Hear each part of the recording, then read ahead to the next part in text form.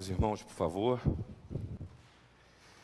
Queria convidar a que você abrisse a palavra do Senhor no Evangelho de Marcos, no capítulo de número 8. Eu vou ler os versículos de 34 até o primeiro versículo do capítulo 9. Marcos, capítulo 8, a partir do versículo 34. Diz a palavra do Senhor: Então, convocando a multidão e juntamente os seus discípulos, disse-lhes: Se alguém quer vir após mim, a si mesmo se negue, tome a sua cruz e siga-me. Quem quiser, pois, salvar a sua vida, perdê-la-á. E quem perder a vida por causa de mim e do Evangelho, salvá-la-á. Que aproveita ao homem ganhar o mundo inteiro e perder a sua alma? Que daria um homem em troca de sua alma? Porque qualquer que nesta geração adúltera e pecadora se envergonhar de mim e das minhas palavras, também o Filho do Homem se envergonhará dele quando vier na glória de seu Pai, com os santos anjos. Dizia-lhes ainda: Em verdade vos afirmo, que dos que aqui se encontram, alguns há que de maneira nenhuma passarão pela morte, até que vejam ter chegado com poder o reino de Deus. É claro que tudo aquilo que eu falo traduz meu momento de vida, o meu estado de espírito, porque a palavra que eu profiro não está dissociada da minha história.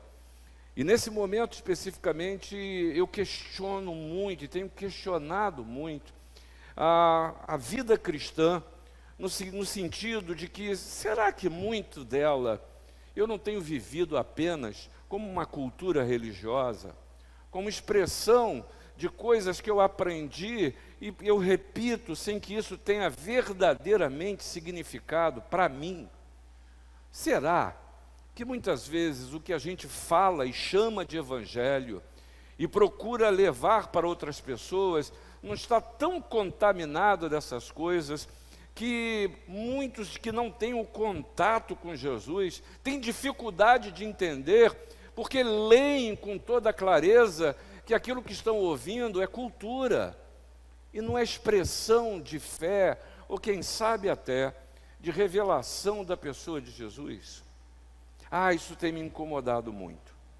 E Deus tem me permitido revisitar coisas que para mim eram tão basilares na fé, e eu quero, por favor, incomodar você também quanto a esse estado.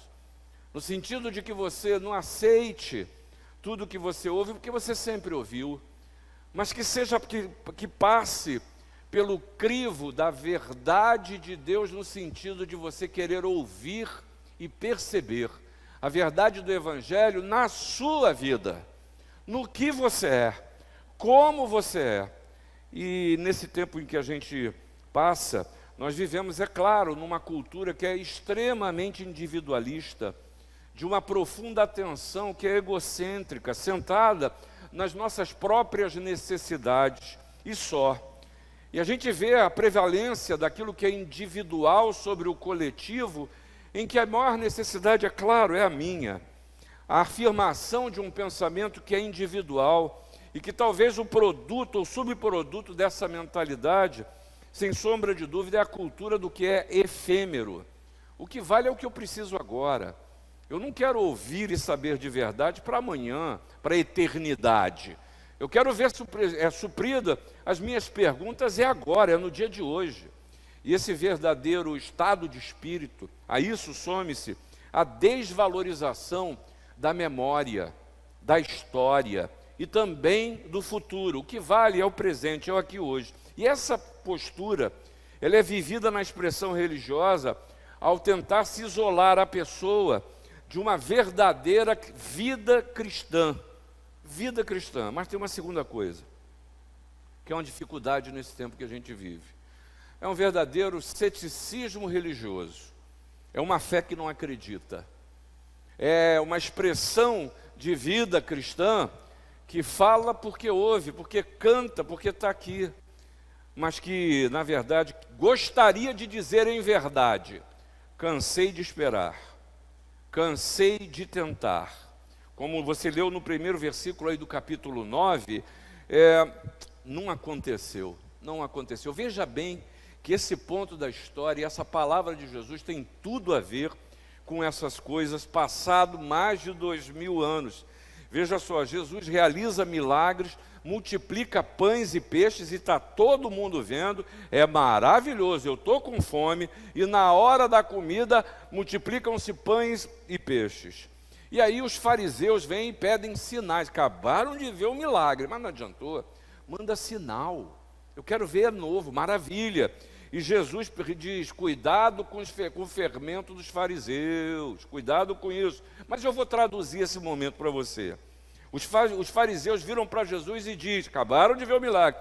Pô, faz mais um milagre aí, pô, muda alguma coisa aí, abre esse teto, faz um coxo andar, faz alguém ver, faz uma coisa diferente para que a gente possa ver. E Jesus responde da seguinte maneira, ó, cuidado com esse negócio de querer espetáculo da fé. Cuidado com esse negócio de você viver de doses emocionais que não alimentam a sua alma, que vive de momento, E aí logo depois disso, apesar de responder assim, Jesus cura um cego. E aí ele pensa, e aqui sou eu que estou dizendo, né? Talvez Jesus tenha pensado, está na hora de ver como meus discípulos estão pensando. E aí no versículo 27 do capítulo 8, Jesus chega e diz, vem cá, que dizem os homens que eu sou? E a pergunta que eu deixo para você aqui e agora, quem é Jesus para você? Quem é Jesus para você? Aí talvez alguns respondam, se lembrando do credo e repetindo a ele de cor, amém por isso. Talvez você possa dizer de uma maneira pronta e rápida, é meu Senhor e meu Salvador, mas não encontre muito significado na existência. Talvez você possa responder para mim agora, sei lá, eu já ouvi tanta coisa que eu não consigo, inclusive, me posicionar quanto à pessoa de Jesus. Quem é Jesus? E Jesus precisa dizer, e ele repete isso, que seu projeto é de salvação. E esse plano de salvação passa por morte e ressurreição. Agora, o plano do Senhor Jesus traz implicações práticas para todo aquele que quer ser seu discípulo. Não é milagreiro, não é para ser adquirido, não é presente de Papai Noel no Natal, não é aquilo que eu preciso um pouquinho, uso, me esqueço no momento seguinte e vida que segue. Não é, quem sabe, um amuleto para os momentos, para os dias de crise, é um projeto de vida. E por isso Jesus chama todo mundo, e o texto que eu li para você começa dizendo isso. Jesus convocou multidões e discípulos. Jesus continua a convocar multidões, discípulos, eu e você, para nos ensinar. Nós precisamos nos lembrar que essa palavra discípulo quer dizer aluno, alguém que está aprendendo com um mestre. E nesse sentido nós precisamos entender a caminhada com Jesus, porque Ele quer te ensinar a caminhar com Ele. E aí, meus irmãos, a minha palavra para você, nesse revisitar da fé que eu lhe proponho hoje, é que há exigências para ser um discípulo de Jesus. Talvez aquele evangelho que a gente muitas vezes ouviu ou ouve, aceita Jesus e todos os seus problemas serão resolvidos, não encarna, porque no dia a dia você tem problemas e muitos deles não estão resolvidos, porque isso não é o verdadeiro evangelho. Talvez dizer para você que você entregar os seus bens, bota dinheiro aqui na caixinha, e aí você vai ter atendido as suas coisas, não supre a sua necessidade, porque na verdade Deus é dono de todo ouro e de toda prata, a igreja é sustentada pelo que dá, mas isso não pode ser o objetivo da fé, mesmo porque isso não é fé. É preciso que tenha um significado e há exigências para os alunos de Jesus. E a primeira delas que eu quero dizer para você é que ser discípulo de Jesus é tomar decisões que permitam uma transformação na sua vida, que ela é interior. Ela não é autoimposta, mas ela precisa partir de uma decisão. E nesse sentido, a palavra do Senhor Jesus, radical, que a gente não entende esse negócio de tomar a cruz, ela nos chama a atenção que há um elemento que é divisor de águas na existência, transformação. E é isso se impõe contra o perigo de um evangelho que é estático, que nada acontece na vida, contra o evangelho que é cultural, que é só conhecimento teórico, é só exercício filosófico de princípios religiosos. É contra o perigo de um evangelho que é insensível, que não percebe o outro, que não olha para o lado, que continua a crer e só querer ver suprimento pessoal, e não se percebe que o Senhor se revela, o Senhor se mostra, o Senhor me dá a oportunidade de crescer e de ser abençoado ao lidar com os meus semelhantes, com quem está à minha volta. Nesse sentido, nós, Igreja de Cristo, ao longo da história, nós erramos muitas vezes, ao nos acharmos melhores, especiais, e acharmos que muitas vezes, quando nós ouvimos, falamos e lemos, que somos cidadãos do reino dos céus, reino de Deus, talvez muitas vezes eu seja tomado da soberba de me perceber um privilegiado, alguém que é melhor, e não alguém que tomou uma decisão que é transformadora na vida.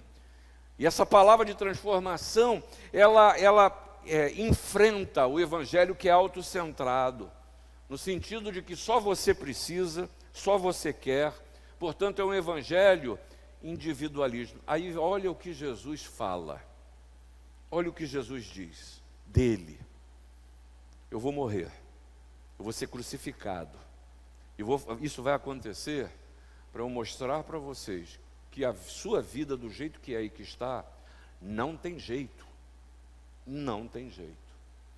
Quando Jesus chega à morte, é a impossibilidade, é a maior declaração de impossibilidade que eu e você podemos receber. Não teve jeito, ele teve que morrer, ele teve que ser usado, tripudiado, pisado, torturado na mão dos homens, porque eu e você, com as nossas vidas nas nossas mãos, o caminho que termina é em morte e crucificação mesmo. Mas Jesus passa por isso e ressuscita para dizer para a gente: tem transformação, tem possibilidade de mudança, e a única possibilidade de mudança passa por mim.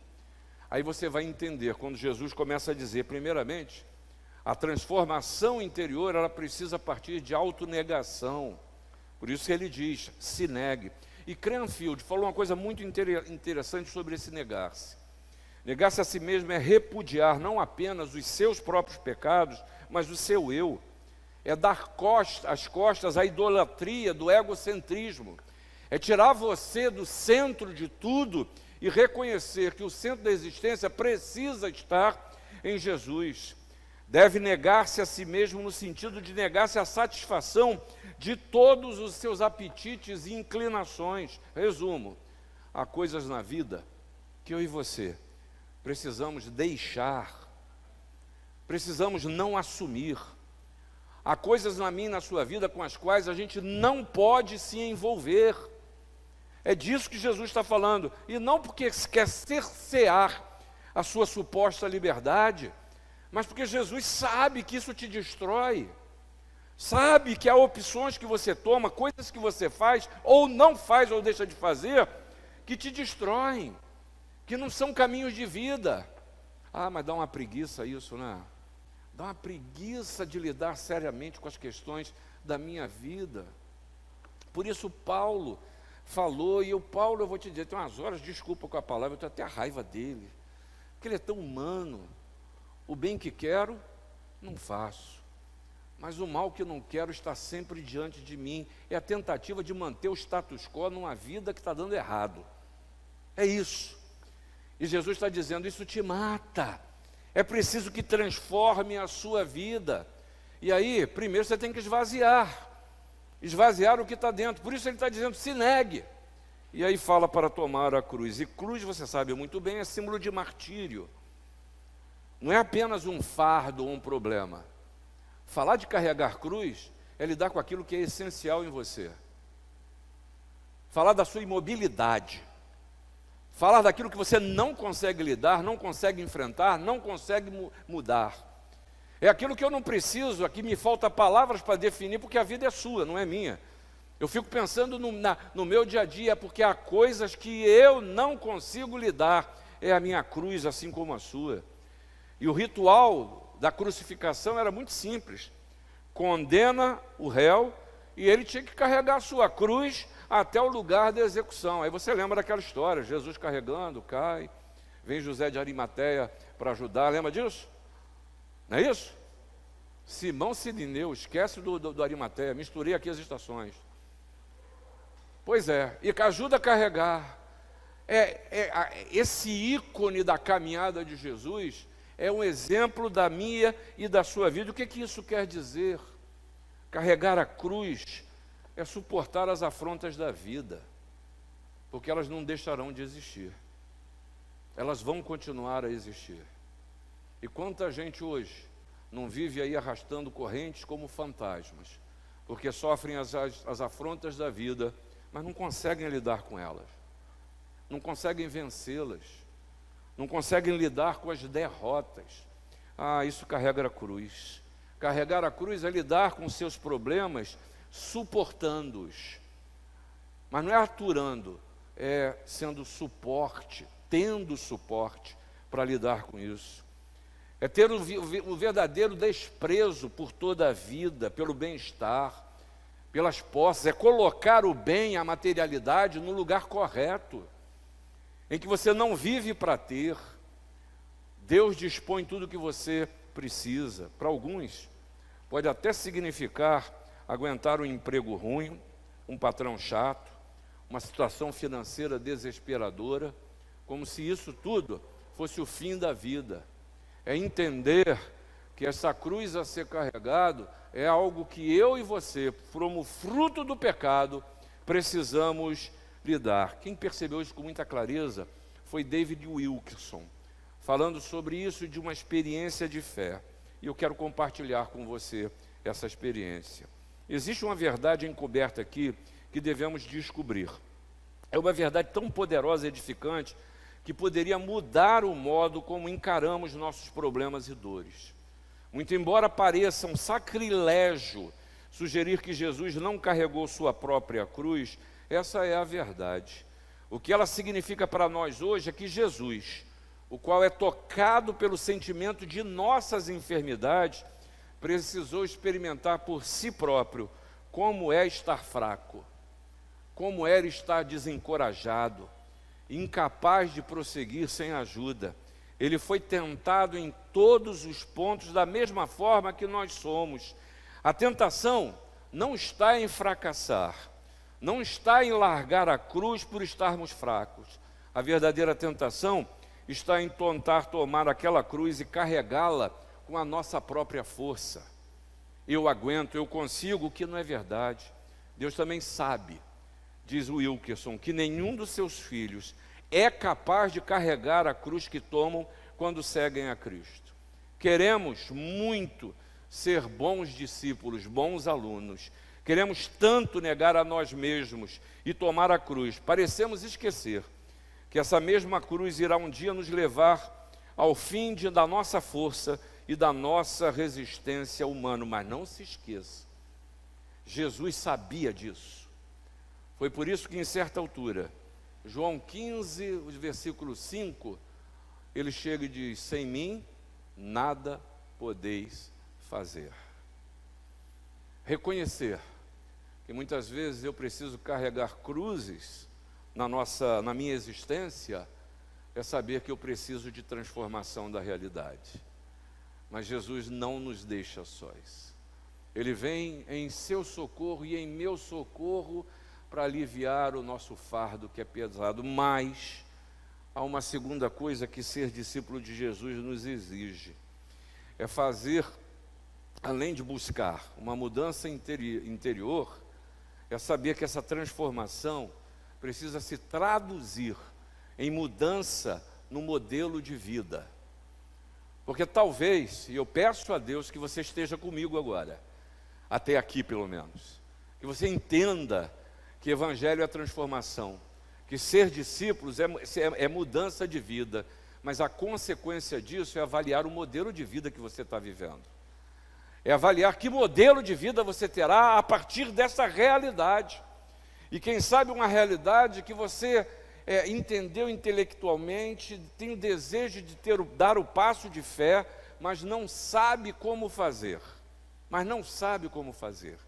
Até nisso, o Senhor Jesus nos ensina, quando Ele fala que eu corro o risco de querer ganhar o mundo inteiro, de eu querer fazer o que eu quero, da maneira que eu quero, quando eu quero, quanto eu quero e com quem eu quero. E curioso que eu chamo isso de liberdade, mas na verdade isso se traduz numa verdadeira escravidão. Escravidão do querer, escravidão de necessidades não supridas, escravidão de desejos que estão muito além, não só das minhas possibilidades, mas que se Deus as atendesse, seria caminho de morte para mim. Na verdade, o que o Senhor Jesus está falando é questionando a sua escala de valores. Que modelo de vida você tem seguido? Porque o que nós queremos é ser livres para viver da maneira que desejamos nesse mundo e mesmo assim herdar o reino dos céus. O problema é que nossas escolhas e vontades,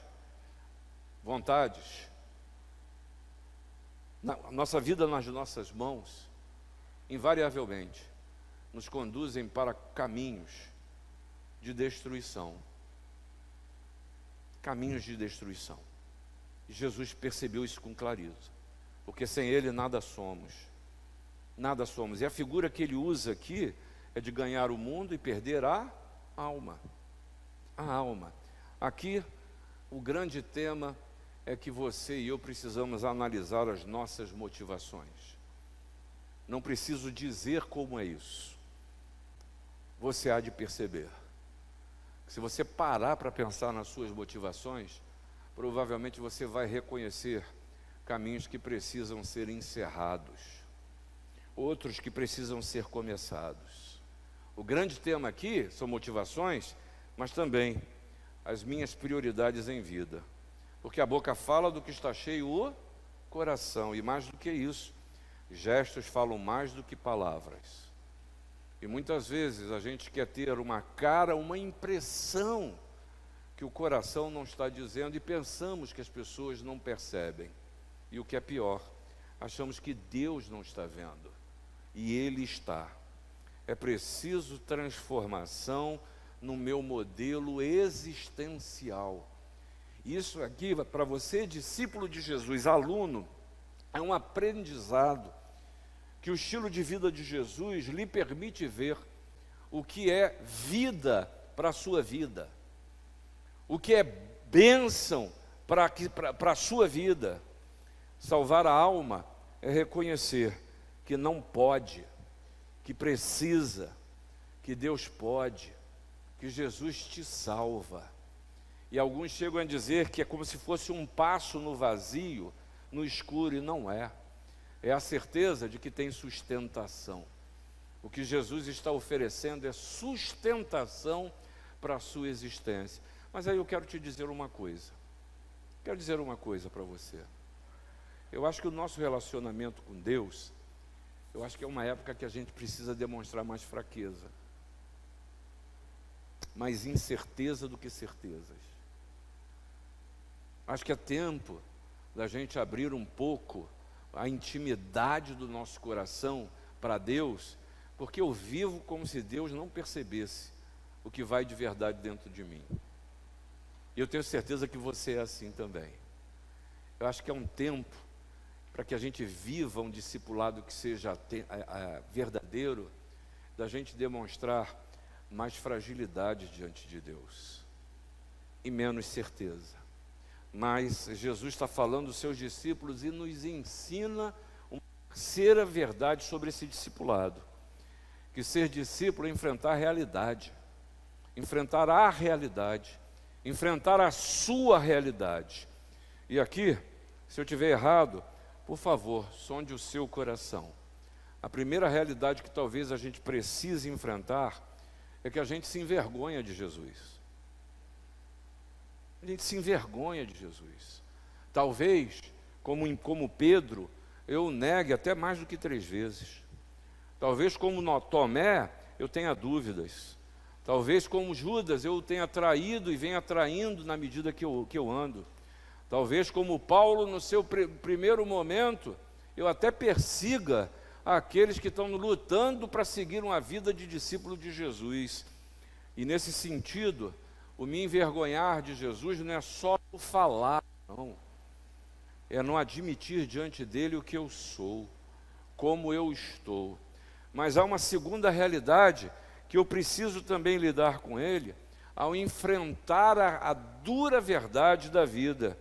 É que o reino de Deus, ele é vindo aqui e agora. O que eu falo para você, e eu espero que Deus coloque essa urgência no seu coração, não é para que você compre uma passagem ou aposte no amanhã. Isso é decisivo não só para a sua vida, para a eternidade, mas tem a ver com o seu viver hoje, no resto do dia, com a sua semana, com o seu estilo de vida, com a maneira como você é, com expectativas supridas ou frustradas. E o reino de Deus ser aqui agora, eu posso falar e dizer, porque a Bíblia diz, né, que há pessoas que serão arrebatadas, é verdade. Há pessoas que recebem a Jesus como seu Salvador e Senhor e passam a enxergar no dia a dia que o reino de Deus chegou. Mas há pessoas que insistem em continuar a não enxergar, achar que quando a gente fala do Evangelho do reino, isso é coisa para o céu. Quando a gente fala que do reino de Deus será estabelecido, aí só vai se dar quando Jesus voltar. E por isso afeta a existência hoje, porque mitiga a minha fé e eu deixo de viver os valores do reino de Deus. Coitado de mim, eu me engano ao viver assim. Ao viver assim. Por isso a gente vê tantos crentes pela metade, e eu não estou julgando quem quer que seja. Por isso, você e eu passamos pela tentação de sempre, aqui ainda que seja subconsciente, a gente primeiro trata do perdão de Deus para pecados que a gente vai cometer. A gente já confia nesse perdão. E eu corro o risco de viver um cinismo espiritual. Talvez eu esteja pensando como o fariseu, que continua a dizer, o último milagre já não valeu, faz outro. Faz outro. Isso traduz gente que quer viver de injeções de fé que tem prazo de validade. Mas Jesus nos revelou Deus, e Ele é por nós. Ele está conosco, Ele está em nós, e Ele convida para que no nosso discipulado, o estágio é, treine a sua vida para a eternidade, aqui e agora, hoje, nas suas decisões. Você vai começar, mas já está começando mais uma semana. E eu espero que esse mais saia da sua existência. Que não seja apenas mais uma semana, mas que você viva a expectativa daquilo que Deus quer fazer na sua existência. Por isso ele disse, se negue, esvazia esse interior. A sua vida, tome a sua cruz, mas deixa que o Senhor a conduz. E assim, siga a Cristo. Esse é o desafio de fé para a sua existência. Que você não só viva, mas renove, porque eu acho que hoje é um tempo, é a era da gente aliviar as nossas cargas e repensar o nosso relacionamento com Deus. Eu consigo repensar a forma de ser igreja, eu consigo repensar a forma da religião, eu consigo apostar em novos modelos, eu consigo achar erro em tudo que vejo e percebo, mas o desafio desse tempo, de 2000 anos de história da igreja, essa foi a grande tentação, de querer mudar a forma e deixar muito de lado o que vai no meu coração. Eu creio que esse é um tempo que Deus está nos permitindo checar as nossas intenções. E essa é a palavra que eu quero trazer para você. Se negue, tome a cruz, mas siga Jesus. É uma proposta que é de vida, e que Deus te abençoe.